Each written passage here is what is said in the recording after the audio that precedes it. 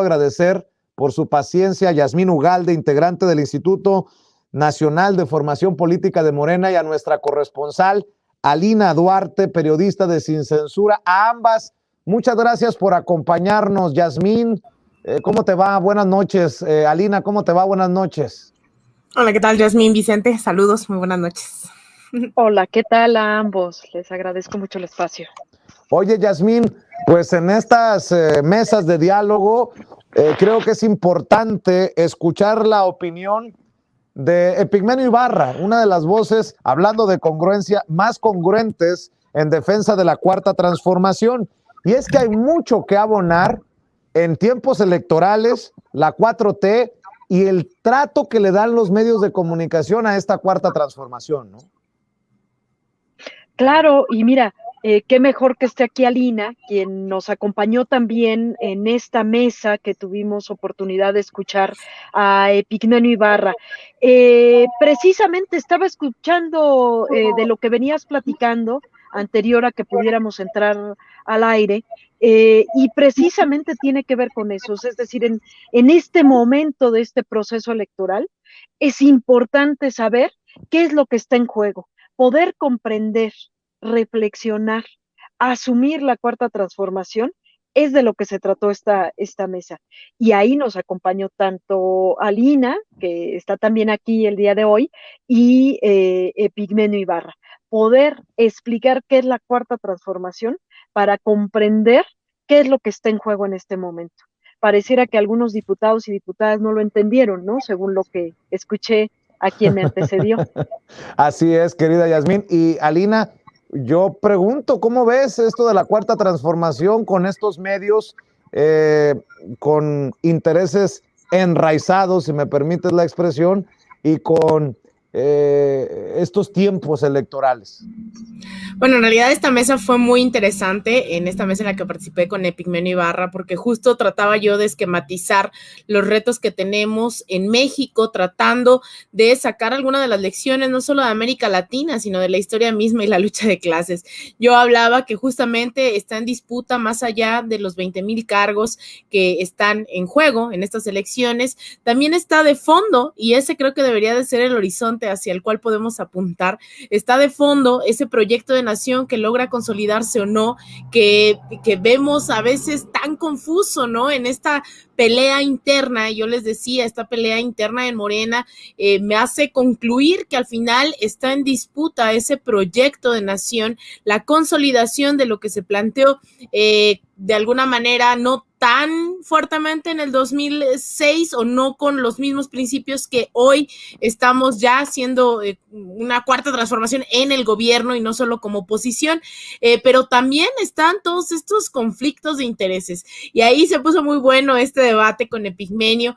Yo aludía justamente a que tenemos varios retos, uno de ellos es, bueno, la formación política, que menos mal está aquí también Yasmín y lo ha reiterado en múltiples ocasiones, la formación política, el relevo de cuadros, pero también darle la importancia a los medios de comunicación que muchas veces no suele tener, el entender para qué funcionan los medios públicos, pero también para qué funcionan los medios corporativos y voceros de quién son.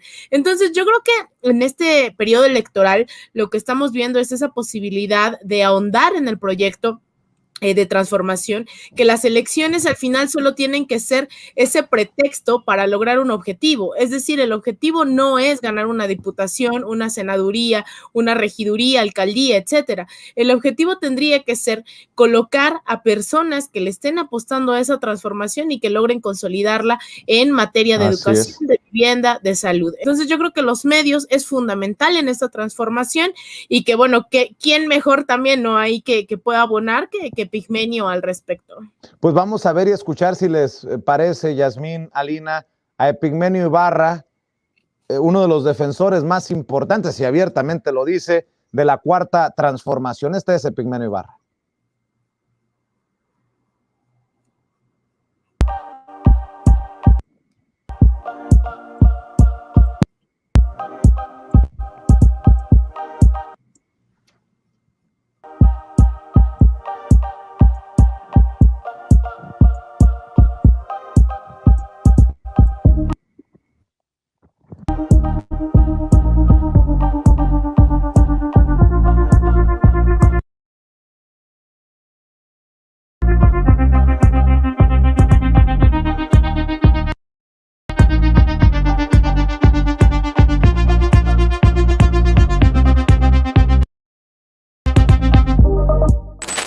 En México lo que se produce es el fraude del 88, cuando se vislumbra la posibilidad de cambio, la engañifa de Fox en el 2000, el fraude del 2006, la compra de la presidencia en el 2012, y entonces se produce un fenómeno único que tiene poco que ver con el discurso tradicional de la izquierda, un rompimiento con el discurso de la izquierda.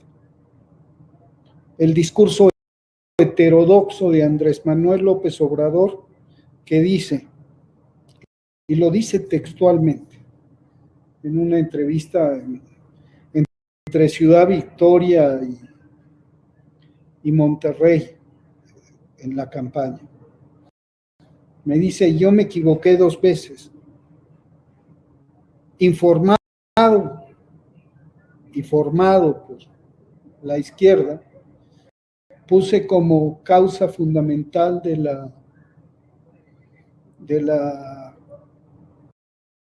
la desigualdad el capital y la plusvalía en un país donde todo el mundo quiere hacer un capital y tener una plusvalía. Y el fondo real de la incapacidad de vencer no fueron solamente los fraudes, sino la falta de una masa que acompañara el proyecto. Y esa masa no lo iba a acompañar porque esa masa no se mueve necesariamente por los factores ideológicos que nosotros hemos considerado las normas de la izquierda latinoamericana. Entonces, cuando Andrés Manuel López Obrador da el giro y dice la causa de la desigualdad no son el capital y la plusvalía, sino la corrupción, lo que permite es que una amplia gama de ciudadanos de todo tipo, de todas las extracciones sociales, diga, yo me identifico, yo voy a votar por ti. Y además haga la siguiente reflexión y diga, quienes me han oprimido, masacrado, explotado, son los corruptos. Y cambia la lógica de división de clases a una lógica distinta. Este giro copernicano en el discurso de la izquierda hace que la izquierda mexicana o que el gobierno mexicano tenga una posición radicalmente distinta. Entonces, a mi juicio, la transformación que está produciéndose en México es un cauce no explorado por la izquierda latinoamericana. Quizá por Chivas y por el Fidel de los primeros días, cuando se alza contra Batista, pero en una situación donde los equilibrios en el mundo te imponían necesariamente escoger de qué lado estabas en la Guerra Fría. Hoy Andrés Manuel López Obrador está encabezando, y de eso somos protagonistas todos, una revolución pluriclasista, pacífica, y hay que tomar en cuenta varias cosas. ¿Cuáles son los elementos fundamentales de una revolución para que se consolide en el poder? Un partido hegemónico poderoso, un control de la prensa poderoso. No hay revolución que no controle la prensa, porque no puede subsistir, porque subsisten los adversarios.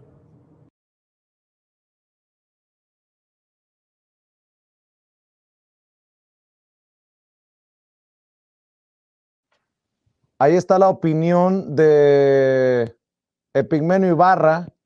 Le pido ahí a mis compañeros que me ayuden con los controles. Ahí está la opinión de Epigmenio Ibarra, que también nos deja abierta una referencia interesante, que la Cuarta Transformación ha llevado a un replanteamiento de las izquierdas dentro de la izquierda, Yasmín.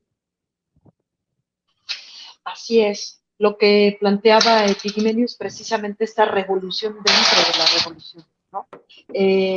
Que tal vez esa empieza a ser la confusión, como con estos personajes como de los que hablábamos, bueno, los que hablaban en tu programa hace un rato, que si bien pudiesen estar enmarcados en el marco de la izquierda, el proyecto de nación que propone la Cuarta Transformación va mucho más allá, es un proyecto inédito, lo decía Epigmenio Ibarra, es un fenómeno que aparte parte de la experiencia que tuvo el presidente de la República, el ahora presidente de la República, Andrés Manuel López Obrador, en los distintos momentos en la búsqueda de la presidencia de ICC en el 2006 y en el 2012.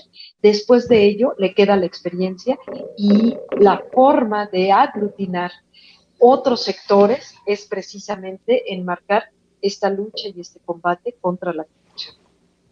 Ahora, hay que también decirlo, y ya vamos a escuchar a Epigmenio Ibarra, Alina, entender que no hay en este país un control a la prensa, a pesar de que muchos digan lo que digan, ¿no?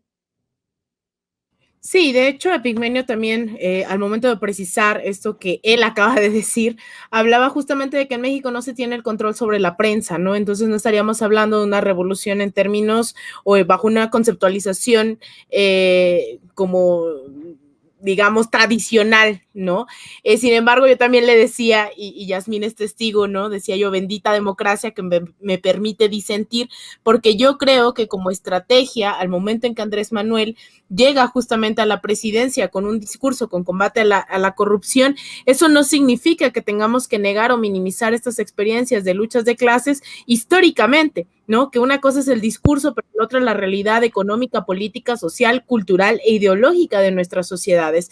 Entonces yo ahí disentía justamente en este sentido con Epigmenio, diciéndole que sí hace falta mucho más medios con una visión clara de lo que está pasando, con debates con mucha mayor claridad, pero también creo que hace falta una formación política, una militancia que tenga claro que a veces, y yo ponía de ejemplos en América Latina, en donde a veces ciertas alianzas con ciertos sectores empresariales terminan simplemente postergando o invisibilizando esa lucha de clases. Entonces, dentro de Morena se tiene hoy toda esta conflictividad de intereses, lo cual no significa per se que sea bueno o que sea malo, sin embargo no logra consolidar un proyecto que está en disputa y sobre todo en el marco electoral es bastante peligroso que se permita a todas esas cosmovisiones y no formar un horizonte en común para Morena. Entonces, los medios de comunicación yo creo que tienen un papel fundamental porque hay gente que no necesariamente tiene tiempo para ir a cursos de formación política. Sin embargo, los medios tradicionales se han encargado, incluso ellos mismos, y eso es bien peligroso, de invisibilizar todo este tipo de debates de una lucha de clases en donde hay empresarios buenos o empresarios malos, como si los empresarios también de alguna manera no vivieran de la explotación de su clase trabajadora. Entonces, mientras tengamos claro eso, vemos qué alianzas se pueden ir haciendo y cuáles no, y los medios definitivamente tienen un rol central dentro de esta discusión. Vamos a ver y escuchar a Epigmenio Ibarra con esta reflexión. Vivimos en un país donde no existe el control de la prensa, donde de hecho el enemigo más poderoso del gobierno es la prensa, y no hay ninguna cortapisa a la expresión, a la libertad de expresión, ninguna. Es un suicidio. Desde el punto de vista revolucionario tradicional, lo que está pasando en México no solamente es un giro copernicano del discurso al atribuir a la corrupción y no al capital y a la plusvalía la desigualdad, sino al no proceder como proceden las fuerzas revolucionarias cuando toman el poder.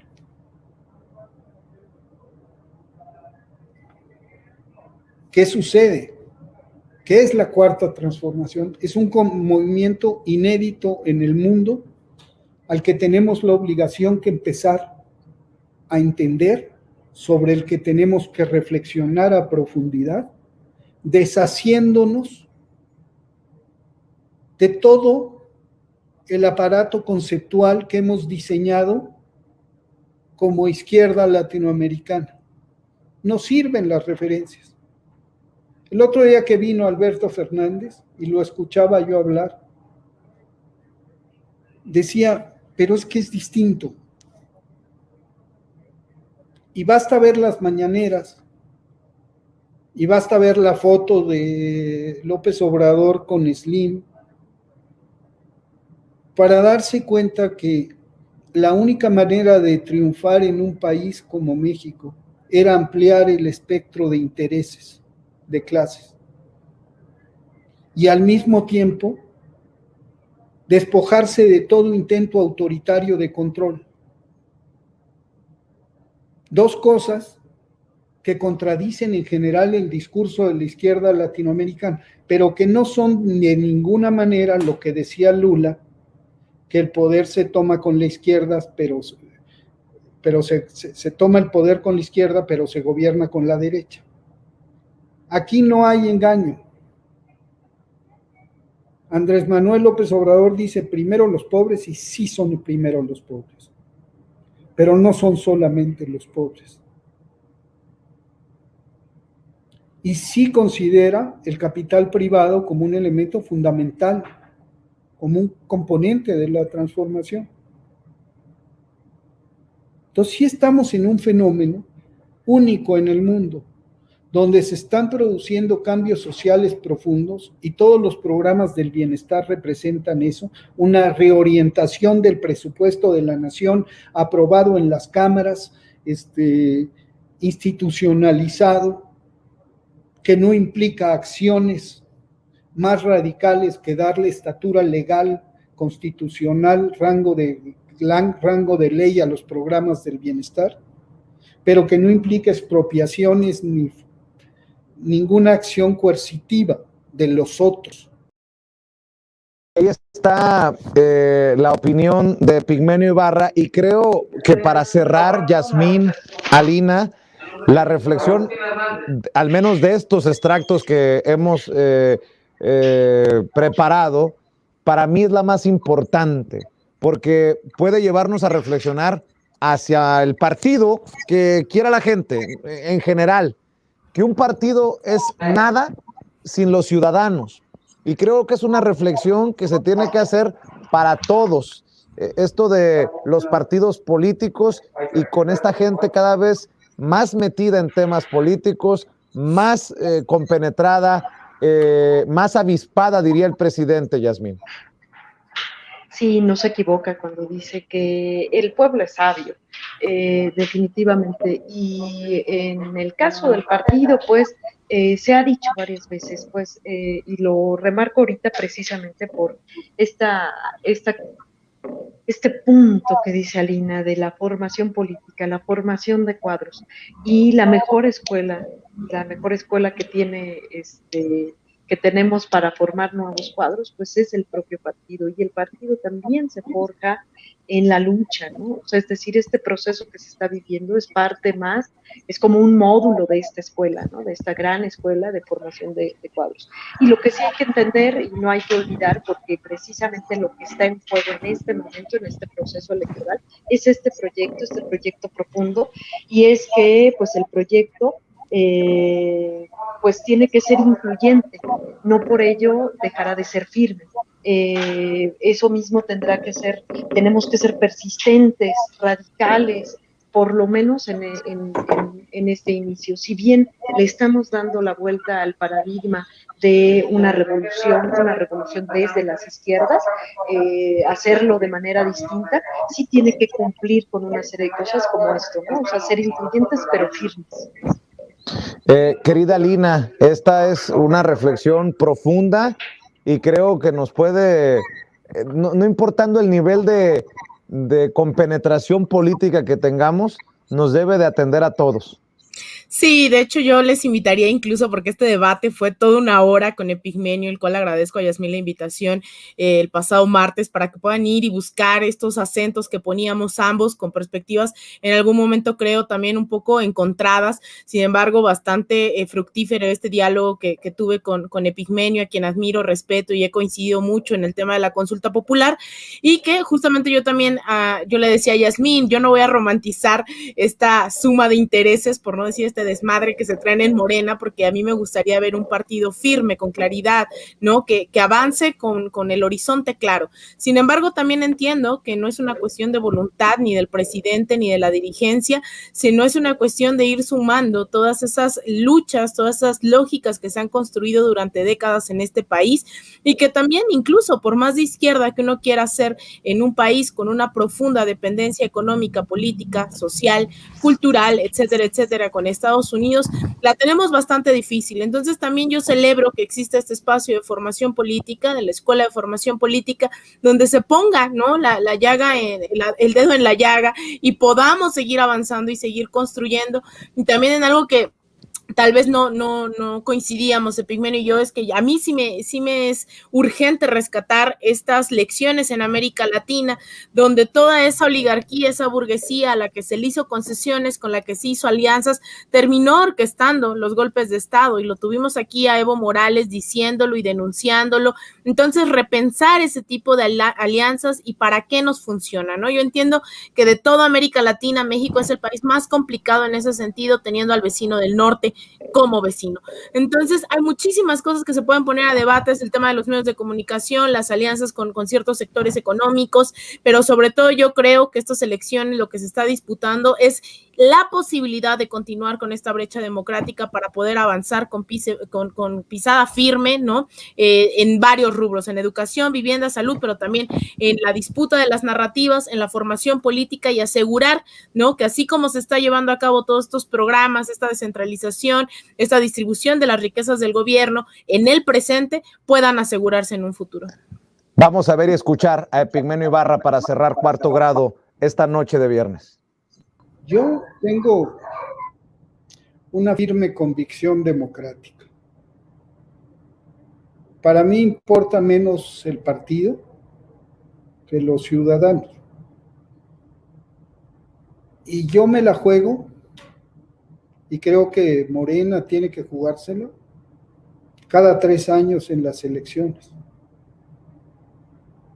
El gran problema, por ejemplo, del sandinismo y en general de las revoluciones armadas, es que cuando llegan al poder es el concepto de vanguardia. ¿Dónde va la vanguardia? En la teoría marxista tradicional, la vanguardia y el partido van al frente, en punta. ¿Qué pasa? Que cuando se obtiene el poder, esas vanguardias se aíslan, se vuelven un grupito y se corrompen. Y se separan del pueblo. Es un fenómeno natural. ¿Qué tenemos que hacer para responder a tu pregunta? Cambiar el concepto de vanguardia de partido por un concepto de vanguardia ciudadana.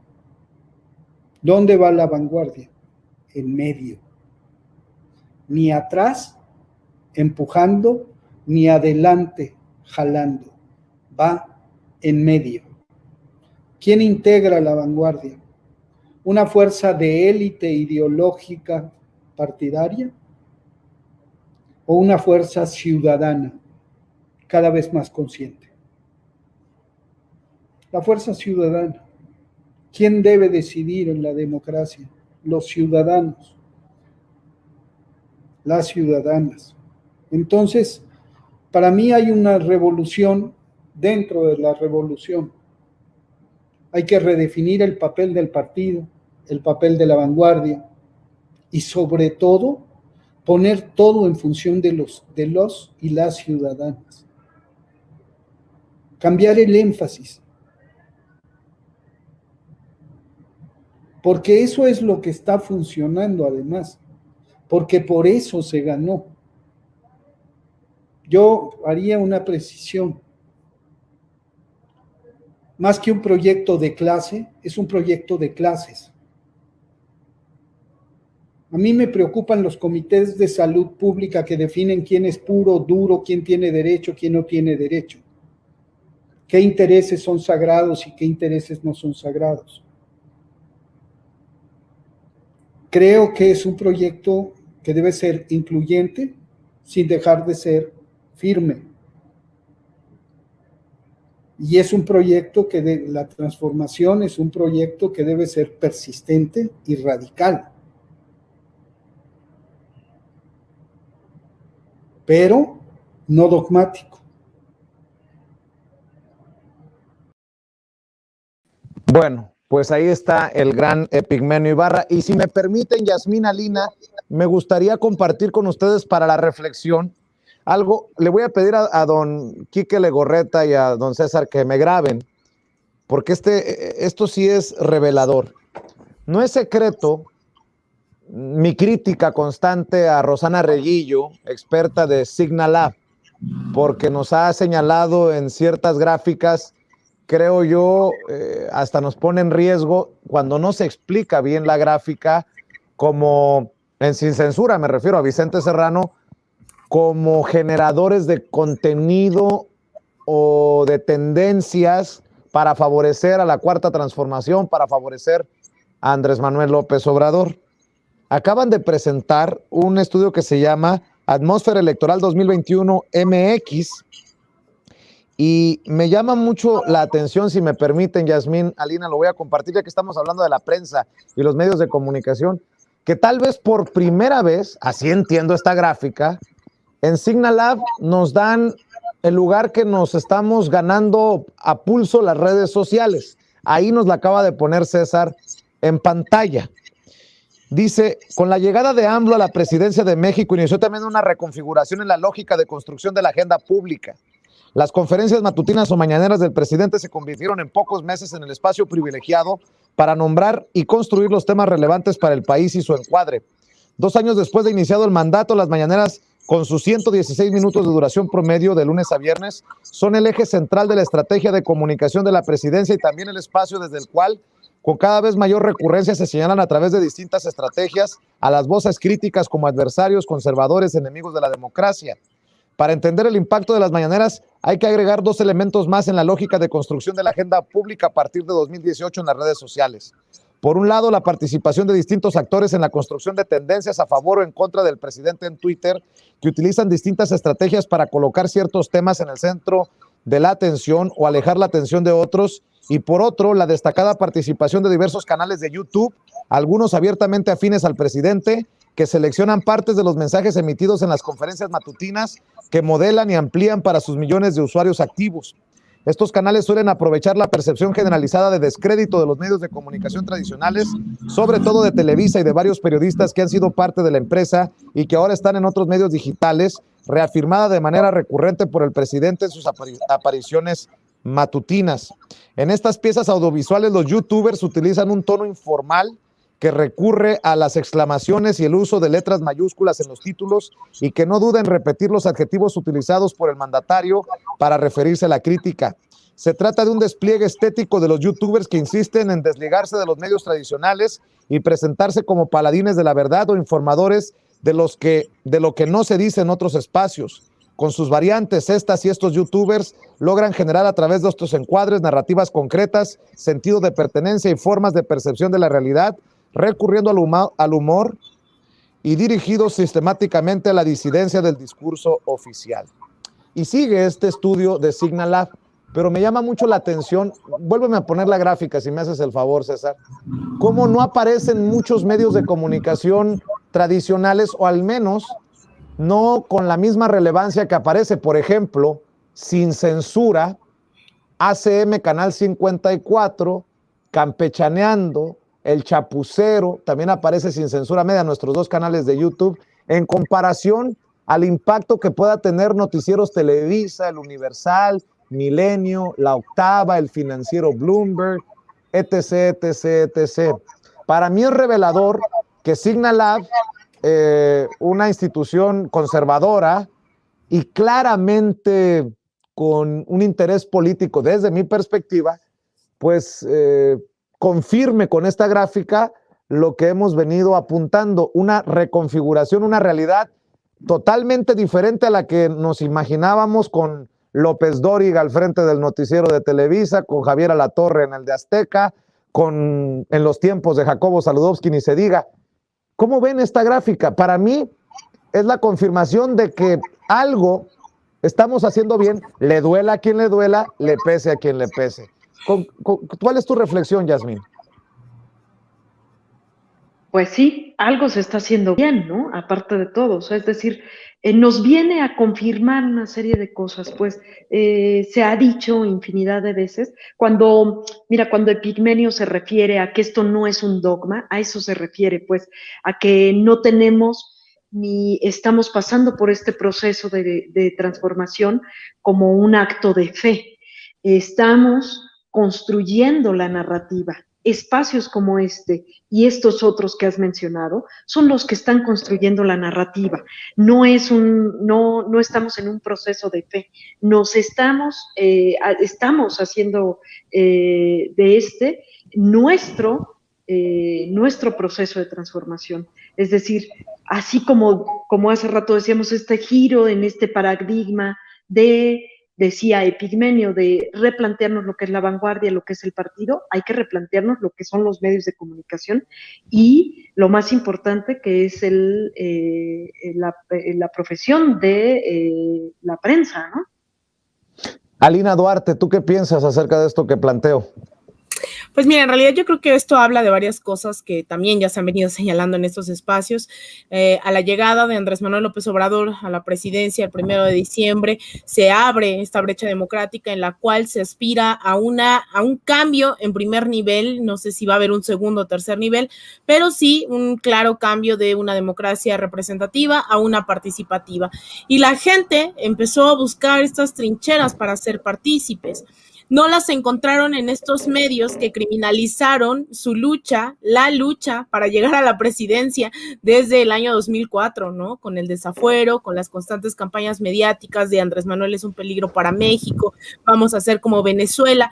Y eso es algo que no olvidan, porque también fue una campaña mediática de muchísimos años. No estamos hablando de que fue una semana o 2 meses, estamos hablando de que al menos desde principios de los 2000 ha habido una campaña abierta en contra de Andrés Manuel y todo lo que suene a López Obradorismo. Ahí es cuando la gente definitivamente ha estado buscando estas nuevas oportunidades de participación, porque también creo que estos medios, a diferencia de los medios tradicionales, y que es lo que a mí me encanta, es en realidad este contacto directo con el público, porque puedes ponerte enfrente de la televisión y no sabes a quién le estás hablando, puedes ponerte a hablar en el radio y a menos que te llamen o tengas interacción en redes sociales, sabes lo que la gente está opinando, pero lo que hacen estos espacios es en tiempo real saber la opinión de la gente, saber las incomodidades, las quejas, ¿no? Así como cuando estás entrevistando a alguien, Vicente, y de repente empiezan a decir, es que usted es priista y de priista no lo bajan, ¿no? De rata no lo bajan. Es algo que no lo estás diciendo tú, lo está diciendo la población que se está volviendo partícipe de este espacio. Y eso es algo que se inauguró y que se fortaleció desde diciembre del 2018 y que ha ido creciendo. Y la otra, pues obviamente es la legitimidad que tienen los medios corporativos haciendo una televisión muy de antaño, pero también una comunicación que hoy también como parte de esta brecha democrática se logra visibilizar a quienes representan y entonces dejan de ser solo medios tradicionales y medios corporativos para ponerles nombre y apellido y decir los intereses de qué empresas y empresarios están representando en la mañanera, en sus columnas. Entonces hay una suerte de transparencia que viene como parte de este proceso, ¿no? De la llamada cuarta transformación y que bueno, ahora estamos viendo las consecuencias de abrir estos canales en donde la gente puede participar directamente a través de un Vicente Serrano, hacerle llegar sus opiniones a un diputado, a un senador, a una secretaria general de tal partido. Entonces yo creo que esa interacción forma parte de todo este proceso de democratización en el país. Pues qué interesante escucharlas, Yasmín, Alina. Yasmín, pues nos vemos el próximo viernes con otro Cuarto Grado y si nos acompaña Alina, pues aquí estaremos debatiendo de estos temas que creo que son necesarios en el debate público, al menos desde esta trinchera. Te mando un abrazo, Yasmín. Igualmente a ustedes, a quienes nos están viendo, invitarles también a que se asomen a las redes sociales del Instituto Nacional de Formación Política y puedan ver este tipo de información que nos va a nutrir mucho para comprender la Cuarta Transformación. En @INFP, ¿así lo dije bien? INFP, Instituto Nacional de Formación Política. Morena, ya lo sabe, ahí están en Twitter y ojalá que encuentre lo que busca en las redes sociales del instituto. Un abrazo, Yasmín, y mi querida Alina Duarte, pues invitar a la gente para que te apoye los domingos en el espacio que conduces de 1 a 2 de la tarde en Sin Censura TV y Sin Censura Media, y obviamente en tus trincheras, querida amiga. Muchísimas gracias, Vicente. Pues sí, los espero este domingo de 1 a 2 en todos estos canales de YouTube, justamente para que ustedes nos digan lo que opinen, para escucharles, para seguir fortaleciendo estas trincheras independientes de 1 a 2 este domingo en todas las plataformas de Sin Censura. Y también les invito a que me sigan en redes sociales, en Twitter, @Alina Duarte _, en Instagram _Alina Duarte, en facebook.com/Alina Duarte Periodista, y también en mi canal de YouTube, Alina Duarte. Te mando un abrazo, Yasmín, Vicente, a todo el equipo y al auditorio de Sin Censura. Gracias, Yasmín. Gracias, Alina. Buenas noches. Que descansen. Alina Duarte, Yasmín Ugalde, en 4º grado.